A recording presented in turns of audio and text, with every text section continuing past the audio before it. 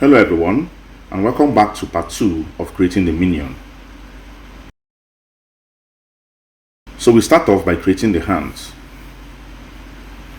We select the faces on the torso that align with the center line of the grid along the x-axis. Let's also create the geometry that will form the base from which we extrude the arm. Select the mesh, then use the multi-core tool and hold the control key on your keyboard to give us an edge loop around the mesh.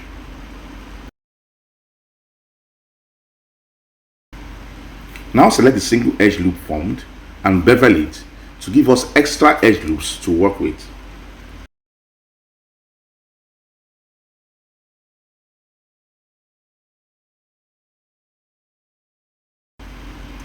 Once created, select the center vertex to bevel. But before that, we should work on one half of the mesh since the character is symmetrical. So from the front view, select the faces on your screen left side of the character and delete them, so we can concentrate on working on the right side for now.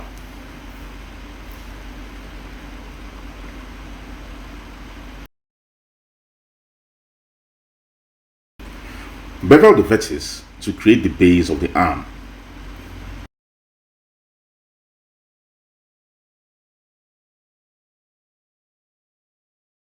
Select the face and use the circularize tool to form a circular face.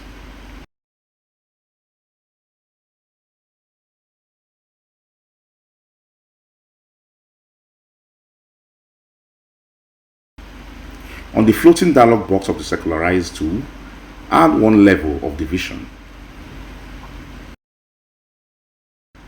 If you observe the face from the side, you can see a dent is being formed on the surface.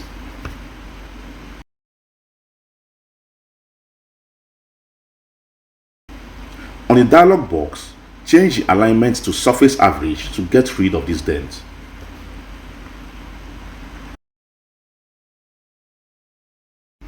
Now, we are ready to create the arm. First, change the gizmo orientation to world, which is actually the default setting. Then hold Shift and move the face to extrude.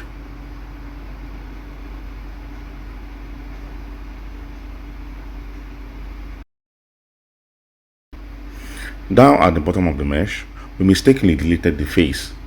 So let's fill it back up, but this time creating quads in the process.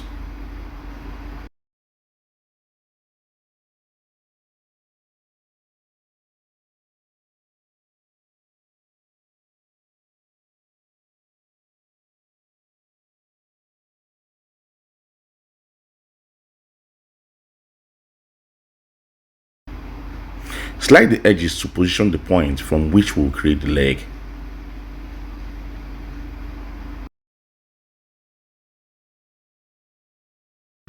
Then bevel the selected vertex to create the legs just as we did with the arm.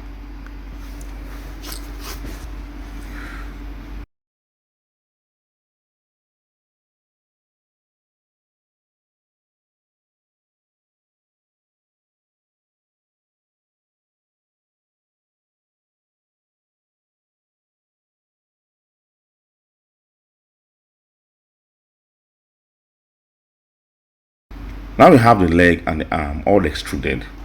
Let's create the hand, starting with the fingers.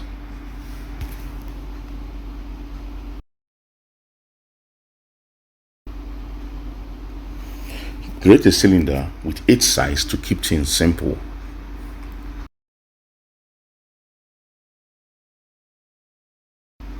By analyzing the finger in the reference, we see that they are short and have rounded tips. So select the top face and bevel to give it that rounded shape.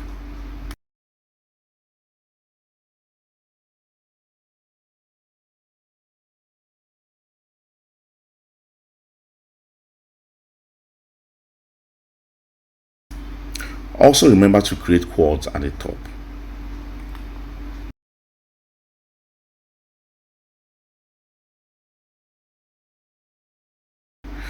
To adjust the vertex and its surrounding vertices, use the soft select tool.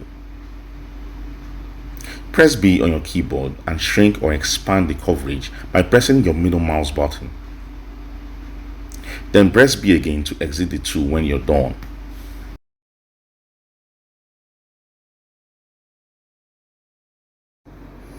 Create the pinky finger by cloning it from the original finger. Scale it and position it appropriately.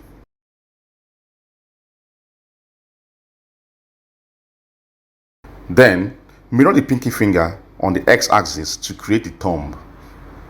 Ensure you freeze transform and that the object's pivot is at the center of the grid before you mirror. To position the pivot at the center of the grid, press D on your keyboard and move the gizmo manually. Then press D again to exit.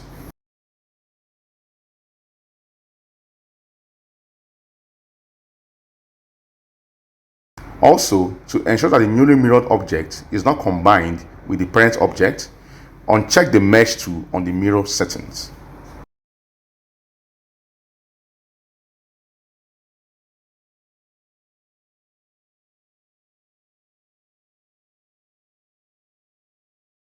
Now that the three fingers are ready, select all and combine.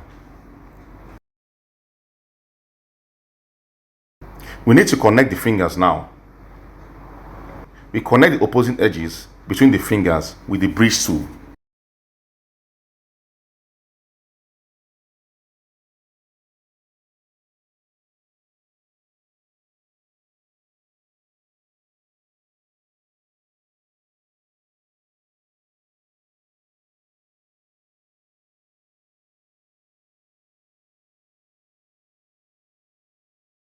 Then extrude the edges on one side of the hand and straighten them with the scale tool.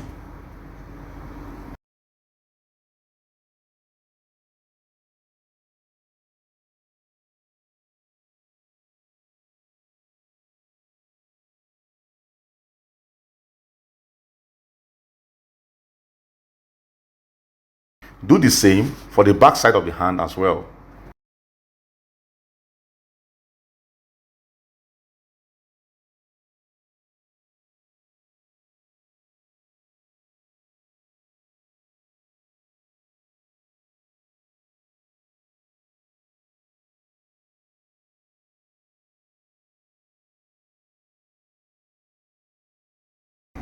Then close up the remaining parts of the hand.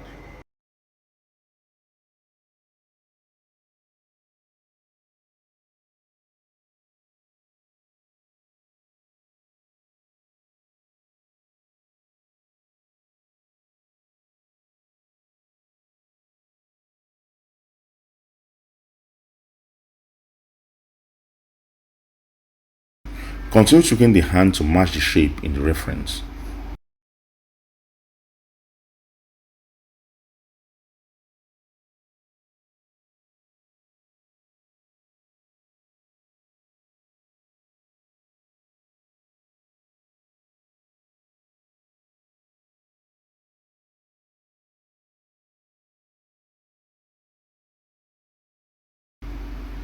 Also, circularize the edge loop at the border of the hand.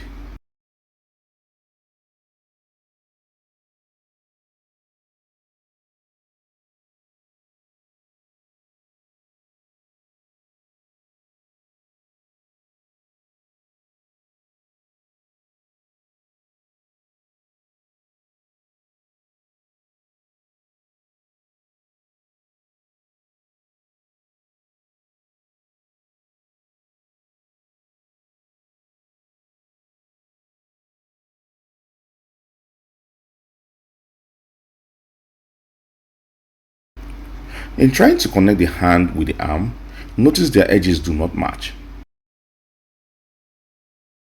We may try to reduce the number of edges on the hand. However, since the hand serves as a glove and does not need to be connected to the rest of the arm, we may leave it as it is.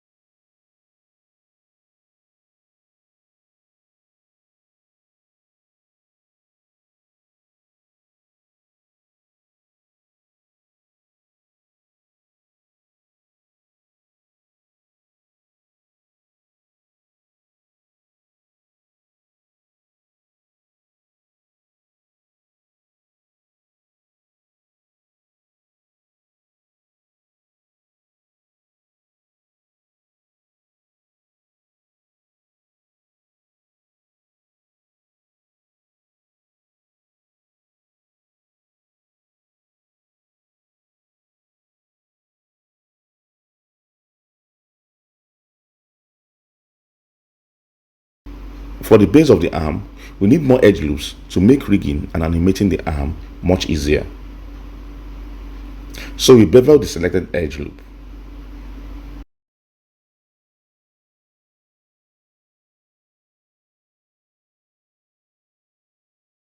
Let's give our mesh some yellow material to give it that minion feeling. We apply the lambda material on the body and also on the glove since they are non-reflective surfaces.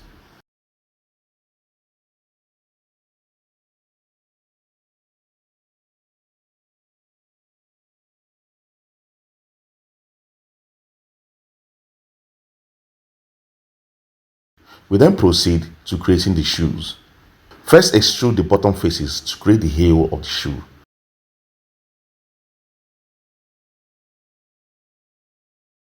Then extrude the front and add more edge loops to help adjust the shape of the shoe.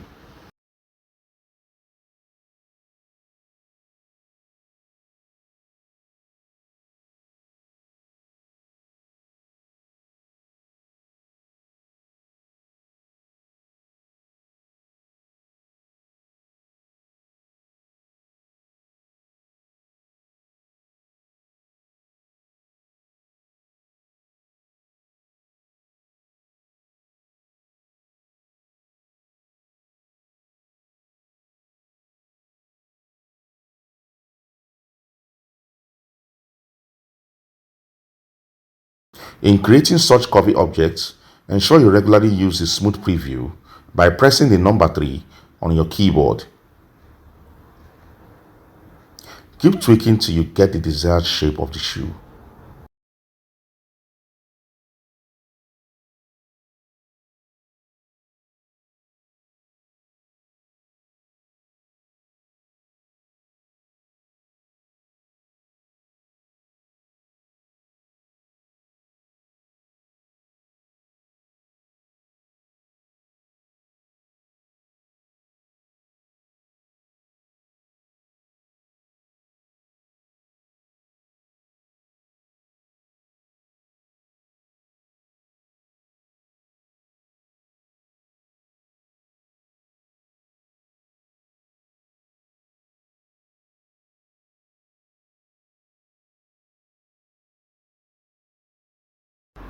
The sole of the shoe looks all mushy, so tighten it by introducing an edge loop at the base.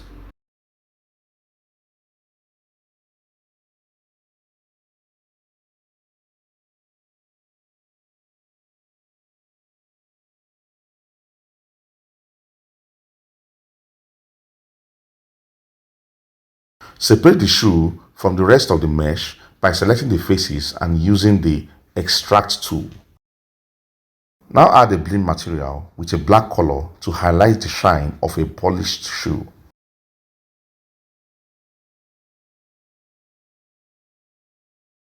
Now we are done with the screen right side of the body. Select all accessories and combine. Also, ensure that the pivot is in the center of the grid. Before you mirror to the other side, don't forget to freeze transform. Once we are ready, mirror to the other side of the x-axis. Now we are almost getting there. In the next lesson, we'll create the pants and other accessories.